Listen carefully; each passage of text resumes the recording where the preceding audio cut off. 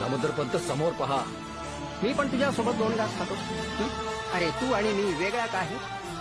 या भूतलावरची आपण लेकरे झाली. मग भूतदया व्रताला दूर लोटून कसं चालेल? काय हे देवीदासच्या घरात भोजनावळी आणि बाहेर भुकावळी. कुणाला याची दया कशी येत नाही?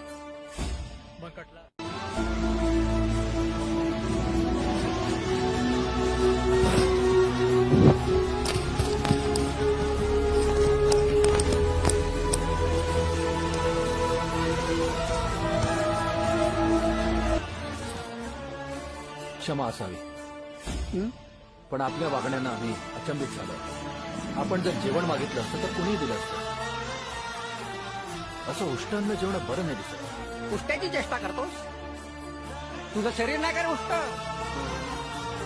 माईच्या पोटात राहून तिनं खाल्लेलं उष्टन्न नाही का खाल्लंस तू? अरे त्या उष्ट्यावर जगलास म्हणून तू हे जग बघितलं. उष्ट पंकजराव, हे काहीतरी अद्भुत दिसतंय. अंगाला दरदरून घाम फुटलाय. भर पावसात वीज कडकडावी तसा माझ्या अंगावर काटा उभा राहील. होय पंत,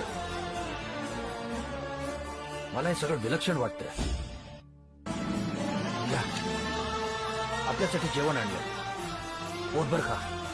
जेवण आणलंय. सांग सांग. प्रेमाची भाजी, मायेचा भात आणि सुखाची पोळी वेगळं करून कसं चालेल?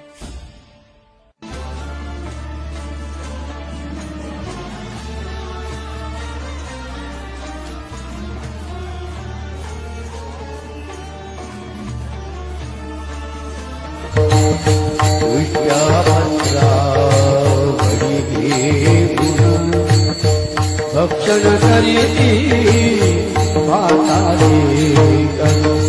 तेजस्वीची कांतिमय तनु, तेजस्वीची कांतिमय तनु, वाचे तपस्वी महा. पाणी गाई म्हशी पितात, तेच पाणी तुम्ही पितात. ज्या ओढ्याचं पाणी गाई म्हशी पितात त्या ओढ्याचं पाणी आपल्याला चालत नाही. आणि त्याच गाई म्हशीचं दूध कसं काय आपल्याला चालतं? स्वार्थासाठी निर्मळ आणि परमार्थासाठी गढूळ असा भेद का? अरे पाणी गढूळ नाही, आपलं मन गढूळ झालंय. मन बदला, मन बदला. गढूळपणा गळून पडेल. गढूळपणा गळून पडेल. महाराज, पंत, हा या तरुणानं अंतःकरणात मायेचा ओलावा निर्माण केला.